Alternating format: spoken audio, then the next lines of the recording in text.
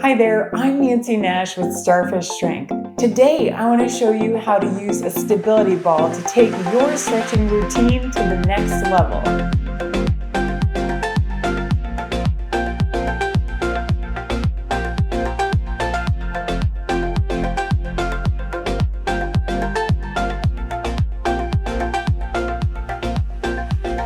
For a stretching routine today, you'll want an exercise mat and enough room on the floor to make a snow angel. And you'll want a stability ball, of course. If you have a couple different stability balls, I would pick the one that kind of matches your body proportions. So if you're a little bit shorter, a smaller ball will work better for you. And if you're tall like me, a larger ball will be more ideal for you. So we're going to lead off with a chest and upper body stretch. And you can always position this ball right next to the wall for some extra support. Just know that that's an option if you do feel like the ball is sliding away from you. So I'm just going to slowly recline. So I don't want it to be slipping out from under me. And you can already see that, the muscles in my chest are able to relax when I'm in this position. So from here, I'm actually gonna bring my hands behind my head. And if this is comfortable for you, let the elbows drop open a bit. So this is something that would feel really good after doing a chest workout, doing push-ups. And I'm not trying to force the elbows back, but if you're feeling,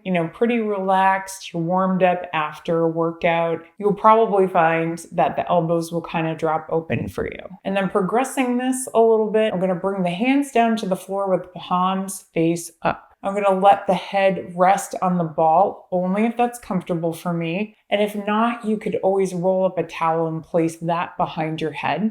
Now, my arms are quite long, so my hands are going to touch the floor. It's okay if yours don't. What you want to feel is a gentle stretch that, goes down the length of your arms into the front of your shoulders and into the front of your chest. And then just let yourself hold there. Take a couple slow, deep breaths, and you should just kind of feel your shoulders relax back. So anytime we're doing something in day-to-day life with the hands in front of us, these muscles get really, really tight. And most of us are a little disproportionately tight in the front of our body, even though we often feel it in the back of the neck and shoulders. It's usually because the shoulders are really rounded forward. So this is reversing that. So after you've held that for maybe 10 seconds or so, a little longer if you want, we're going to come out of this position. So I'm actually going to recommend either grabbing onto your knees and kind of swing setting yourself out of this, or I can turn to my side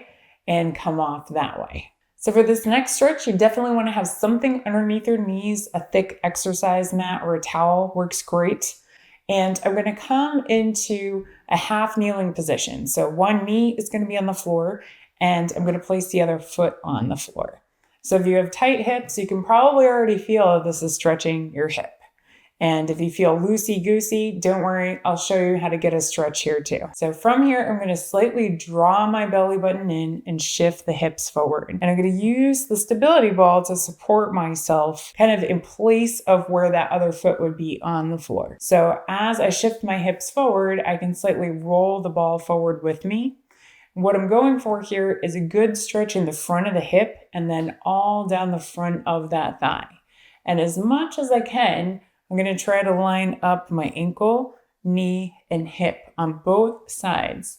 So that might seem like, oh, of course those joints line up. But some of us that are disproportionately tight might find that the knee or the ankle want to turn in or out. So I'm going to square myself up as much as I can and then slowly shift the hips forward as I'm drawing the belly button in. And I should get a pretty good stretch in that thigh and in that hip. Now, if that feels really good to you, and if you feel like you've got your balance, I'm going to take the hand that's not on the ball, reach it up and over, and just stretch that side wall of the abdomen, stretch the shoulders, stretch the triceps. and then just let yourself hold there for a few seconds. Now again, if you're really struggling for balance, then I would position yourself so that you're by a wall. So I put the ball right next to the wall, because the goal of this is not to challenge your balance right now. We've got plenty of exercises for that. It's just to help you get a little extra flexibility. We're going to switch to the other side. So I'm going to line up the same way. I'm going to set up with one of my feet on the floor and the opposite knee down. If this is your tighter hip, this might feel very different than the other side. So drawing the belly button in, I'm going to shift the hips forward. Again, keeping that ankle, knee, and hip alignment. It should feel like a gentle lengthening of the muscles, like a 7 or 8 out of a 10 if you can rate your stretch that way. And then once you've kind of found that stretch, go ahead and let yourself pause. And then I'm going to reach up and over and stretch the side. Again, only if I have my balance. And if I need it, I can always put this ball against a wall, or a sturdy chair would work great here too. And then just let yourself gently breathe, feeling that stretch in the shoulder, in the triceps, and down the side wall of the abdomen. Next, I'm going to come onto my back and do a hip stretch. So I'm going to place one of my heels right in the center of the stability ball. And then I'm going to take the other leg, I'm going to cross that ankle in front of the knee. So this is the side that I'm stretching, the elevated side. So I'm going to feel a pretty good hip stretch here, just coming into this position. Now, if I need to increase the stretch, then I can take the heel that's on the stability ball and move it closer to my body. And that's really going to increase this stretch. But remember, we want that 7 or 8 out of 10. So if that feels like a little too much right now, then go ahead and let yourself move that heel away from you. And I'm using my hands here to kind of support this other leg so I don't have to worry about my balance too much. But if you do feel like, you're not wobbling side to side too much, you could take your free hand and push on the inside of the thigh. And that will increase the stretch rather than moving the heel towards you. I can always put this ball against a wall, or a sturdy chair would work great here too. So you've got a couple different options there to get into a deeper stretch, just depending on what your body needs today. So let yourself hold there for a few seconds in whatever position feels good for you. And then we're going to slowly transition to the other side. So the way I'm going to do this is to actually just place the other heel in the center of the ball so the ball doesn't roll away, and then switch to the other side. This hip for me is a little bit looser. So the way you can tell is that the knee's not, coming up towards my chest. I'm able to open it a little more freely.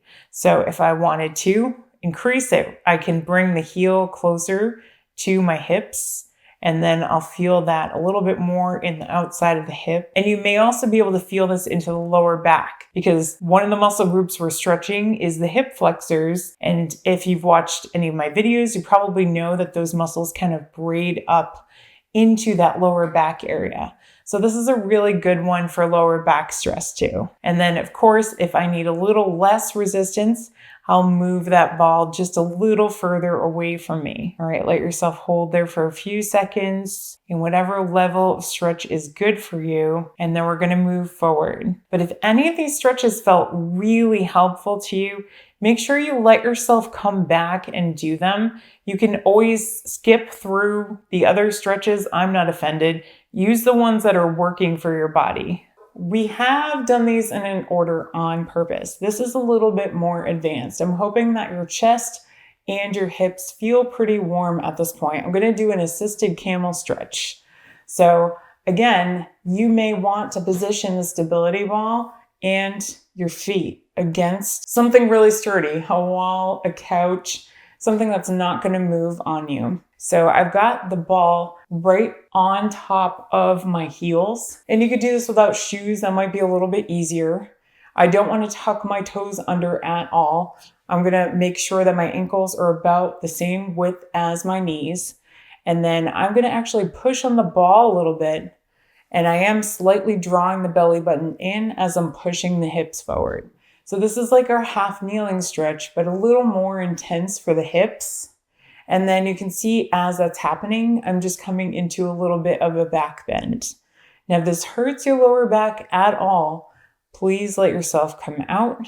And then if you're feeling okay, there's no lingering pinching or tightness, you could try it again. So you really want to make sure you draw the belly in first so that I'm kind of tucking the pelvis under and I'm stretching the hip flexors and I'm not just compressing the vertebrae in the back. That's the only tricky thing about back bend stretches, is that some of us are doing harm at the same time we're doing good. And we really just want to make sure we're gently stretching the muscles in the front of the abdomen, the front of the hips, and the front of the thighs. And then eventually, if you do feel like you're able to do this comfortably, you may find that you can bring your elbows onto the ball and kind of open the chest a little bit like we were in that chest stretch. So again, just do whatever feels like it's within your level of comfort. There's no need to turn into Gumby. We just are trying to expand your level of flexibility a little bit. And, wherever your starting point is, that is totally fine. If you're diligent with this, then you will find that you become more flexible the more you practice. So let yourself hold for a couple seconds at whatever level this feels like a good stretch, and then just slowly let yourself come out. So I'm going to push the hips back, push onto my hands a little bit, and then we're actually going to stretch the other side of the back. So this is maybe the most fun one. I'm going to use this for an assisted cat stretch. So I'm actually going to put the ball right on my belly, put my belly on the ball, I should say, and walk my hands down in front of my shoulders. And so the ball's already pushing into me. I'm going to additionally arch my back towards the ceiling. So really pushing through the fingertips, arching the middle of the back towards the ceiling, and then slowly letting the belly drop down. It's only going to drop down to a point, but go ahead and let yourself do that again. Get one more really good cat stretch, pushing through the fingertips, almost thinking like you're trying to look towards your belly button, elongating the neck, and then slowly let the back drop down, let the chin come up. Nice job. Thanks so much for making time to stretch with me today. I hope you feel better set up going into your next workout